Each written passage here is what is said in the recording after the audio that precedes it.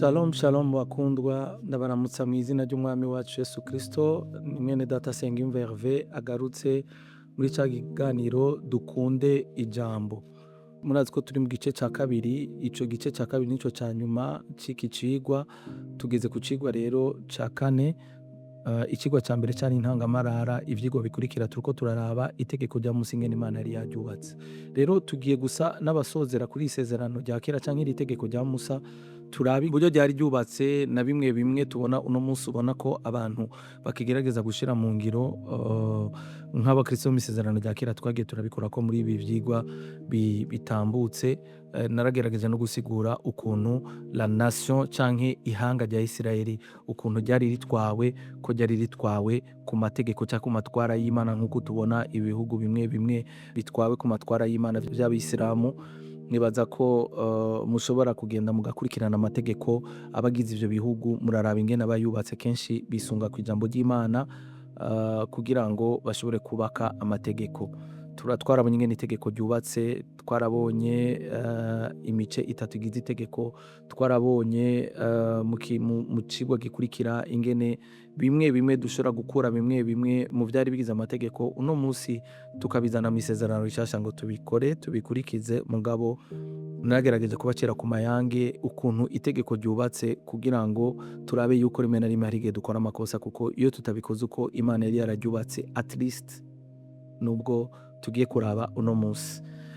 Uno munsi rero ndagomba turabe ibintu bine bishobora gutuma twebwe bakristo mw'isezerano rishasha amategeko adashobora kuba aturaba mu buryo bumwe canke ubundi. Ubwa mbere turaraba ingingo zine. Ingingo ya mbere ivuga inkomoko y'ivyagezwe, inkomoko y'amategeko ya Musa. Turasoma muri Yohana igice ca mbere umurongo wa 17 ngo ivyagezwe vyatanzwe biciye kuri Mose, ariko ubuntu n'ukuri twabihawe biciye muri Yesu Kristo. Ni ukuvuga ngo mu gifaransa avuga ngo car la loi a été donnée par Moïse, la grâce et la vérité sont venues par Jésus-Christ. Amategeko yatanzwe biciye kuri Musa, ariko ubuntu n'ukuri vyazanywe na Kristo Yesu. Turabona kandi mu Kuvayo 34 umurongo wa 28 ingene ayo mategeko yaje ngo amara iminsi 40 n'amajoro 40 ari kumwe n'Uhoraho aho hantu, ataco kurya atamira, ata n'amazi anywa. Uhoraho yandika kuri vya bisate amajambo y'isezerano, niyo vyagezwe uko ari 10. Umurongo wa 28 Kuvayo niho tubona ingene Imana yatanze amategeko. Ingingo ya kabiri ni mbega Imana yari yatanze intumbero y'amategeko yari iyi. Imana yari igambiriye canke yashaka gushika kuki mu gihe yatanga amategeko. Mu Galatiya 3:19 muri Musa yatubariye ngo none ivyagezwe vyatangiwe iki? Vyatanzwe iruhande y'isezerano kugira ngo vyereke abantu ivyaha vyabo. Amategeko ibi vyagezwe amategeko 10 kwari kugira ngo Imana yereke abantu ko ari abanyavyaha, kubera ko Imana yari izi neza yuko ijya kamere yayo muri kamere y'umuntu bidakunda ko umuntu akora ivyo kamere k'Imana kifuza afise kamere mere ku mubiri, ariko vyari vyasizweho gushika kukuza k'umwana yasezeranywe. Amategeko yari yasizweho gushika kukuza k'umwana yasezeranywe. Ngo Imana yatumye umumarayika aha ivyagezwe Mose, nawe akaba yari umuhuza w'Imana n'abantu. Mose niwe yari umuhuza w'Imana n'abantu, ariko turabona ko mw'isezerano rishasha umuhuza w'Imana n'abantu ngo ni Yesu Kristo. Niko Paulo yandikiye Timoteyo. Ngo Mose akaba umuhuza w'Imana n'abantu, ngo umuhuza afasha iyo hari imigwi irenga umwe igomba kugiriranira amasezerano. Ni vya bindi twasigura isezerano ico arico, ariko Imana yo yari yonyene.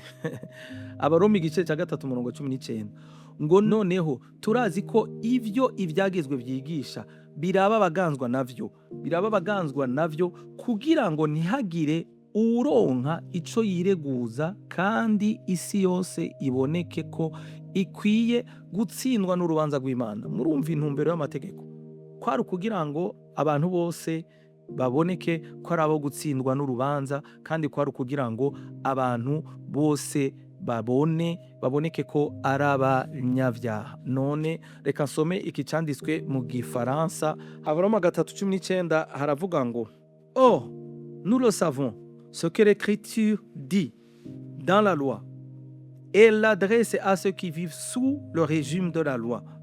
Aha mu gifaransa avuga neza ngo turazi ivyerekeye ivyanditswe mu itegeko, mu mategeko, ngo bibibwira abantu bari munsi y'inganji y'amategeko, ngo il en est ainsi pour que personne n'ait rien à répliquer et que le monde entier soit reconnu coupable devant Dieu. Ngo niko biri yuko nukugira ngo ntihagire umuntu numwe canke akanwa kose ngo kazibwe, niko muri Bibiliya y'ikirundi ca kera avuga, ntihagire umuntu numwe aronka ico yireguza, ngo mugabe isi yose ngo iboneke nk'itsinzwe n'urubanza. Niyo yari intumbero y'amategeko. Ica gatatu rero, aya mategeko yari yagenewe bandi. Abareba igice ca 26 umurongo wa 46 haravuga ngo awe niyo mabwirizwa n'ivyashinzwe n'ivyagezwe, ivyo Uhoraho yashize hagati yiwe n'Abisirayeli abigereye ku musozi Sinayi abitumye Mose. Mu gifaransa aravuga ngo telles sont les ordonnances, les articles de droit et les lois que l'Éternel établit entre lui et les Israélites au mont Sinayi par l'intermédiaire de Moïse. Iki kintu kiratomoye. Barundi kazi, bene data bakristo bo misezerano rishasha, abantu bose mwizeye mwami Yesu Kristo, amategeko Imana yari yayahaye une seule nation, ihanga rimwe, ihanga rya Isirayeli. Nuvuga ngo bijya byose twasomye vyaraba ubwoko bumwe bw'Abisirayeli kandi vyari vyahawe Abisirayeli. Iki kintu mugifate nka nkama kugira ngo mutahure igitumu no musitwe gwe misezerano rya kera tudahamagariwe kwiziririza canke kugira gute gushitsa ico amategeko avuga. Ica kane rero arico ca nyuma cyatumye Imana ibona ko aya mategeko abwirizwa guhindura, ngo ni intege nke ziri mu mategeko. Ica kane ni intege nke ziri mu mategeko. Abaroma 8 kuva ku murongo wa 2 gushika ku murongo wa 4 haravuga ngo kuko icyagezwe ca mpwemu atanga ubugingo cyambohoye biciye muri Kristo Yesu, kinkura ko icyagezwe c'icaha n'icurupfu. Ivyagezwe vya Mose ntivyashobora gukora ivyo kubera intege nke za kameremere kacu.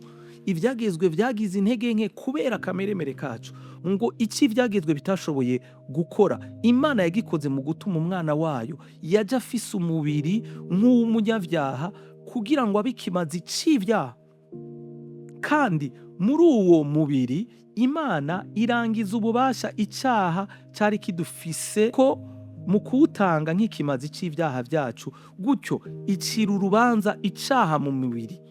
Ivyo yabikoze kugira ngo dushobore gushitsa ivy'ivyagezwe bisaba. Ivyo Imana yabikoreye muri Kristo Yesu kugira ngo twebwe abizera Kristo Yesu bize bigaragare mu maso yayo yuko twashikije ivy'ivyagezwe bisaba, kuko tutarongorwa na kamere kacu k'icaha ariko turongorwa na mpwemu. Turangije rero tubabwira ibi bintu bine mubifate nka nkama. Ica mbere twakibabariye ni inkomoko y'amategeko, ingene amategeko yazanywe na Musa. Turabona ica kabiri intumbero y'amategeko ko ari kugira ngo abantu bose baboneke nk'abanyavyaha kandi azogeza abantu kugeza igihe c'ukuza c'umwami Yesu Kristo. Turabona ko ica gatatu ko abivyagezwe vyari bigeneye ari ihanga rimwe rya Isirayeli, ni ukuvuga ayandi mahanga yose ntibarabwa n'aya mategeko. Ica nyuma ni izi ntege nke z'ivyagezwe, ko ivyagezwe bitigeze bishobora guha umuntu ububasha bwo kudacumura canke ububasha bwo gukora ico amategeko asaba. Mugire umunsi mwiza, mugire ibihe vyiza. Shalom shalom, tuzosubira mu kiganiro gikurikira. Imana ibahezagire.